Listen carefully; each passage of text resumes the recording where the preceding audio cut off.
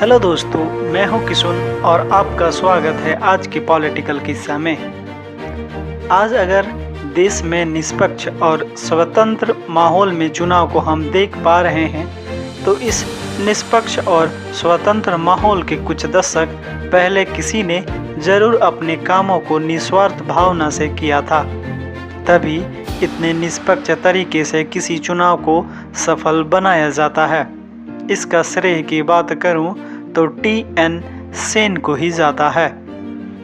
उनका 10 नवंबर 2019 को निधन हो गया। देश के दबंग चुनाव आयुक्त के तौर पर अपनी पहचान बनाने वाले टी.एन. सेन नौकरशाही में भी सुधार के जनक रहे थे। अपनी ईमानदारी और कानून के प्रति अपनी निष्ठा की वजह से वह बहुतों को खटकते भी थे। इस वजह से उनके विरोधी को उनकी सनकी और तानाशाह तक भी कहते थे। लेकिन वह व्यवस्था में क्रांति लाने वाले इंसान, मेहनती, सक्षम प्रशासक, योग्य नौकरशाह, बुद्धिजीवियों और मध्य वर्ग के नायक थे। चुनाव सुधार के लिए किए गए उनके कामों के बारे में तो पता है ही, लेकिन उनके जीवन की कुछ सी बातें लोगों को अभी भी पता नहीं है। आइए आज हम आपको टी.एन. सेन की जीवन के कुछ ऐसे ही पहलुओं के बारे में बताते हैं। टी.एन. सेन का जन्म 15 दिसंबर 1932 को केरल के पलक्कड़ में एक ब्राह्मण परिवार में हुआ था।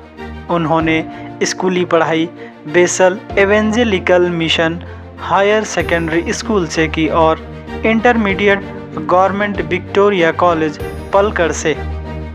उन्होंने मद्रास क्रिश्चियन कॉलेज से फिजिक्स में ग्रेजुएशन किया। साथ ही आश्चर्य की बात यह है कि उन्होंने 4 साल की कोर्स को 3 सालों में ही पूरा कर लिया था।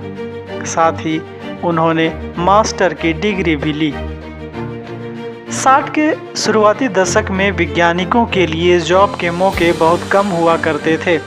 इस वजह से उन्होंने मद्रास के क्रिश्चियन कॉलेज में ही 1952 से पढ़ना शुरू करा दिया था। वहां उन्होंने 3 सालों तक पढ़ाया, लेकिन सैलरी कम होने की वजह से उसे भी छोड़ दिया। मद्रास क्रिश्चियन कॉलेज में पढ़ाने के दौरान वह भारतीय प्रशासनिक सेवा की भी तैयारी कर रहे थे। 1953 में उन्होंने पुलिस सेवा परीक्षा में टॉप किया और 1954 में भारतीय प्रशासनिक सेवा के लिए होने वाली परीक्षा क्लियर कर लेते हैं। तब 1995 में उन्होंने भारतीय प्रशासनिक सेवा में ट्रेनी के तौर पर अपने कैरियर की शुरुआत करते हैं। सेन की पहली तैनाती तमिलनाडु के मदुरई जिले के डिंडीगुल में सब कलेक्टर के तौर पर हुई। वहां उन्होंने सब कलेक्टर के अधिकार क्षेत्र से बाहर के प्रभारों को भी बहुत अच्छी तरीक़ा से संभाला। अपनी पोस्टिंग के शुरुआती दिनों में ही उन्होंने मजबूत प्रशासक की अपनी छवि बनाई। उसी दौरान की एक किस्सा है। हरिजन समुदाय के एक व्यक्ति की कांग्रेस पार्टी के स्थानीय अध्यक्ष से शादी हुई थी। उस हरिजन पर फंड के घपले का आरोप लगा था, जिस केस में टी.एन. सेन ने उस इंसान को गिरफ्तार करवा लेते हैं। उसकी गिरफ्तारी के चंद दिनों बाद एक मंत्री का इलाके का दौरा होता है। उस दौरे के दौरान मंत्री सेन से हरिजन को छोड़ने की मांग और उन पर दबाव बनाते हैं, लेकिन टी.एन. सेन मंत्री के दबाव के आगे नहीं झुके और आरोपी को रिहा नहीं करते हैं। इसी तरह एक और किस्सा है। 1962 में उनका अपने एक सीनियर से झगड़ा हो गया, जिस वजह से उनका सचिवालय से ट्रांसफ़र कर दिया जाता है।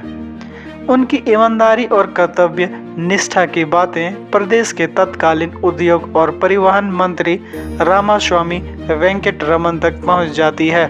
तब वेंकटरमन ने उनसे भीड़ भाड़ वाले शहर की सार्वजनिक बस व्यवस्था को संभालने को कहते हैं। सेन इस घटना को अपने लिए काफ़ी फायदेमंद बताते हैं। उनका कहना था कि वह उनको तरह तरह के लोगों को संभालने का मौका मिलता था, जो उनके भविष्य के करियर में काफ़ी काम आया। ऐसे ही सेन की कई किस्से हैं।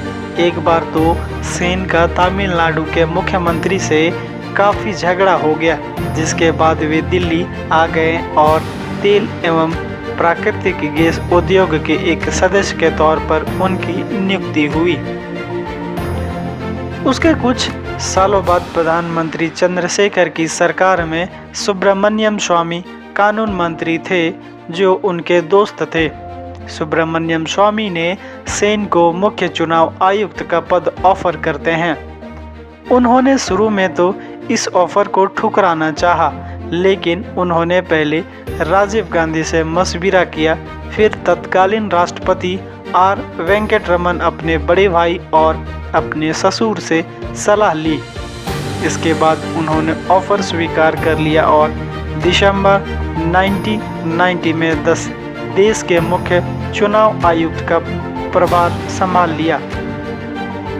इसके बाद उन्होंने देश की चुनाव व्यवस्था में जो सुधार किया, उससे उनका नाम इतिहास में अमर हो गया। उनके सुधार कुछ इस तरह से थे, जब वह वन और पर्यावरण मंत्रालय में भी थे तो पर्यावरण मंत्रालय को सरकार का सबसे ताकतवर मंत्रालय बना दिया था। सचिव के तौर पर उन्होंने टिहरी बांध, सरदार सरोवर बांध जैसी परियोजनाओं का विरोध किया।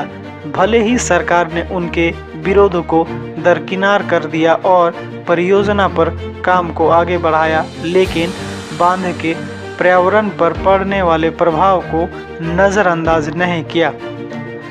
पर्यावरणविदों के लिए कुछ हद तक यह जीत थी। इसके साथ ही सेन ने विभागों में नहीं कहने का रुझान शुरू कर दिया था। इतने में ही आज की किस्सा को मैं समाप्त करता हूँ। फिर मिलता हूँ इसी तरह नई किस्सों के साथ। अगर आपको अच्छा लगा तो सब्सक्राइब, लाइक, कमेंट, शेयर करना ना भूलें। तब तक के लिए जोहार।